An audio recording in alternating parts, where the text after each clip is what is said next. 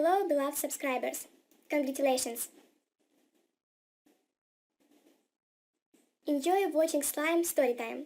I will tell you a funny story that happened to my good friend. My friend is 23 years old. She is not married, but she is dating a guy. We often see each other drink tea, told about our own, about women's happens. And now she began to worry about her health, weakness, abdominal pain. She quickly got tired. She was advised to go to a woman who has unusual abilities and treats people. I tried to dissuade her, but she still went. The woman told her that she had problems with the liver, said that it was necessary to drink a decoction of certain herbs. Time passed, the condition stabilized, but I insisted that my friend went to the doctor and she decided to listen to my advice. The doctor's diagnosis only made me laugh. The doctor said that the pregnancy was going well. I was going to go to my boyfriend's birthday party. He lives not far away. You can get there in hours and a regular train, and if a high-speed train, and even faster. I spent a long time choosing a gift, but I still bought it. And she was going even longer. A girl in such a healthy shaft not look bad. She must be in a tub and such a day. I always took tickets and the day of departures, and this trip was no exception.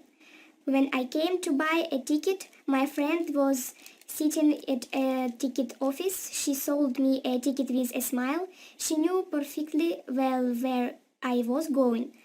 I came to a station, a train was served, but my car was not there. It was the 1st of April and my friend played a joke on me, gave me a ticket to a non-existing car. The story is about the birthday of my beloved friend. This significant day came when my friend turned 18 years old and she became an adult. We all her friends decided to congratulate her beautifully.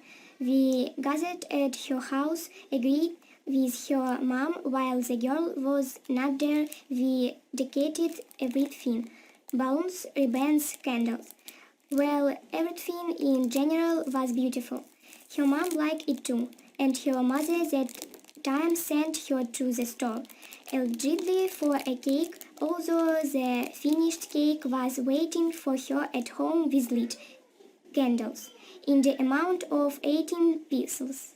We all had a festive mood. We could not get enough of the fact that our friend was already of age.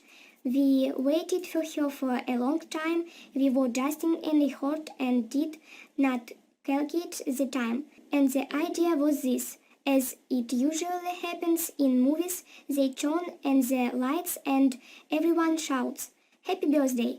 Well, or something like that. So, we waited in the end. She comes all tired. He turns on the light and we are there in a crowd shouting, "Happy birthday!" From the surprise, our poor friend was scared, almost went out through the closed door. She looked at us with bulging eyes for about 2 minutes. Then she started crying and ran to her room without even taking off her clothes.